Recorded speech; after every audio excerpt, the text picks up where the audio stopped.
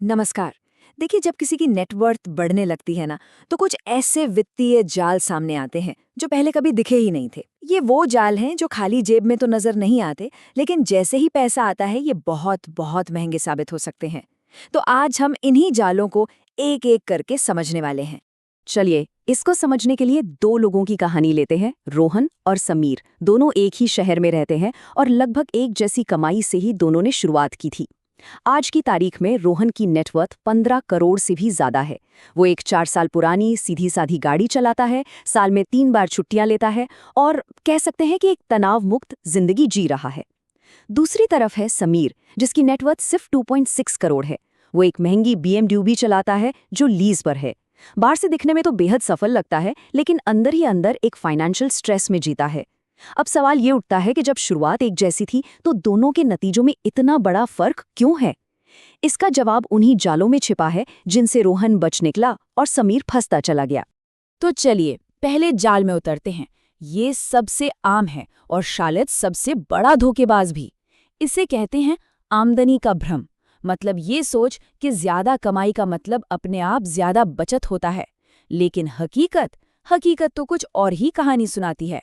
इस जाल के पीछे ना एक साइकोलॉजिकल सिद्धांत काम करता है, डिड्रो इफेक्ट। इसका नाम एक फ्रांसीसी दार्शनिक के नाम पर पड़ा है।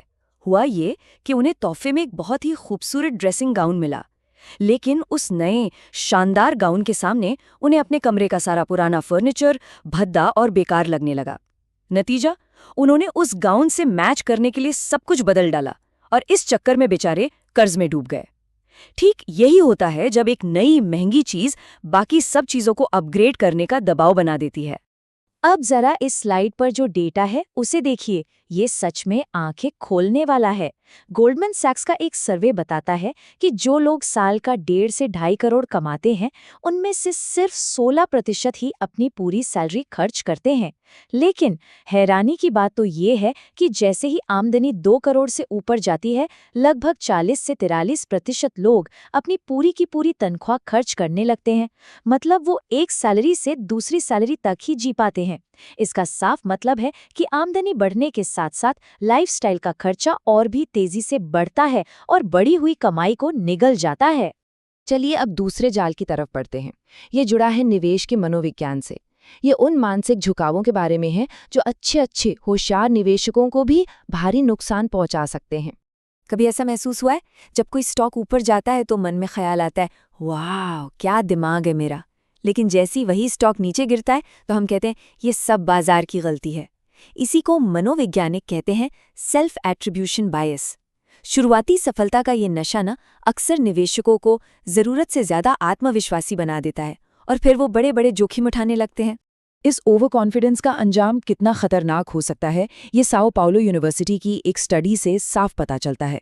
उन्होंने करीब 20,000 डे ट्रेडर्स को ट्रैक किया और पाया कि जो लोग 300 दिनों से ज्यादा टिक भी गए, उनमें से 97% ने, जी हाँ 97% ने आखिर में अपना पैसा गंवाया ही।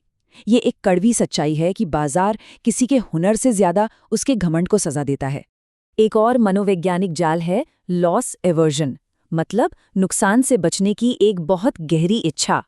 देखिए, जब पोर्टफोलियो बड़ा हो जाता है तो 20% की गिरावट भी एक बहुत बड़ी रकम लगती है और इससे घबराहट होती है। मार्च 2020 में जब कोविड क्रैश हुआ तो निवेशकों ने घबराकर सिर्फ एक महीने में फंड से $326 बिलियन निकाल लिए। बाजार कुछ ही दिनों में अपने सबसे निचले स्तर पर पहुंचा और अगले 12 महीनों में 70% तक बढ़ गया। जिन लोगों ने पैसा निकाला वो पूरी की पूरी रिकवरी से चूक गए। तो अब आते हैं तीसरे जाल पर। ये उन आम गलतियों के बारे में है जो लोग अपना इन्वेस्टमेंट पोर्टफोलियो बनाते वक्त करते हैं, और यकीन मानिए ये गलतियां बहुत महंगी पड़ सकती हैं। सबसे बड़ी गलतियों में से एक है किसी एक ही एसेट में जरूरत से ज्यादा पैसा लगा देना। साल 2000 में इंटेल दुनिया की सबसे बड़ी और सबसे इज्जतदार टेक कंपनियों में से थी, लेकिन अपने पीक पर पहुंचने के सिर्फ 14 दिन के अंदर ये 20% गिर गया। कुछ महीनों बाद एक ही दिन में 40% और गिर गया। और सबसे हैरान करने वाली बात, आज 25 साल बाद भी ये स्टॉक अपने 2000 के लेवल पर वापस नहीं पहुंच पाया है।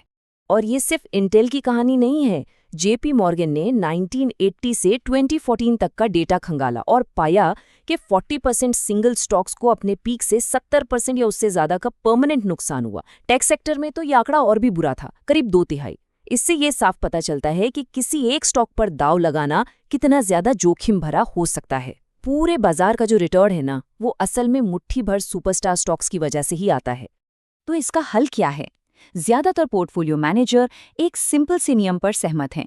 किसी भी एक स्टॉक में पोर्टफोलियो का 10% से ज्यादा पैसा नहीं लगाना चाहिए, और अगर ज्यादा सुरक्षित रहना है तो 5% की लिमिट और भी बेहतर है। याद रखिए, जाल वो संपत्ति नहीं है, बल्कि उस संपत्ति से जो भावनात्मक लगाव हो जाता है, वो है असली जाल।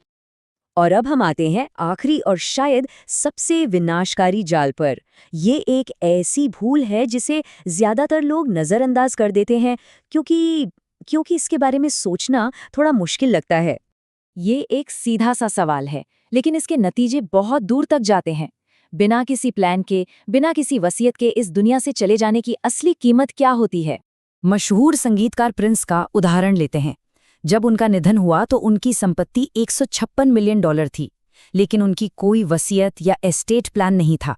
नतीजा, 6 साल तक कानूनी लड़ाई चली, $45 मिलियन कानूनी फीस में चले गए और $84 मिलियन टैक्स में। उनकी कुल दौलत का 56% हिस्सा वकीलों और सरकार के पास चला गया। उनके परिवार वालों को आधे से भी कम मिला। और ये कोई एक अकेली कहानी नहीं है। रिसर्च बताती है कि 70% अमीर परिवार दूसरी पीढ़ी आते आते अपनी सारी दौलत गंवा देते हैं, और 90% तीसरी पीढ़ी तक। कॉर्नेलियस वैंडरबिल्ट, जो अपने जमाने के सबसे अमीर लोगों में से थे, उनके 120 वंशजों में से 100 साल बाद एक भी करोड़पति नहीं बचा था। ये दिखाता है कि दौलत बनाना एक अलग हुनर है और उसे बनाए रखना एक बिल्कुल ही अलग हुनर है। तो हमने इन 4 खतरनाक वित्तीय जालों को देखा। ये सब जानना थोड़ा भारी लग सकता है, लेकिन देखिए, ज्ञान ही तो शक्ति है। अब सवाल ये है कि इस जानकारी के साथ हम करते क्या हैं? यहाँ से आगे का रास्ता क्या है? चलिए, रोहन और समीर की कहानी पर वापस चलते हैं। समीर कोई नाकामयाब इंसान नहीं था। उसने बहुत मेहनत की और अच्छा पैसा भी कमाया, लेकिन वो ये समझ नहीं पाया कि दौलत बनाने का खेल और दौलत बचाने का खेल, ये दोनों अलग अलग हैं। रोहन इसलिए सफल हुआ क्योंकि वो शायद ये बात समझ गया था कि जब दौलत बढ़ती है तो दुश्मन बदल जाते हैं, वो ज्यादा चालाक और ज्यादा महंगे हो जाते हैं।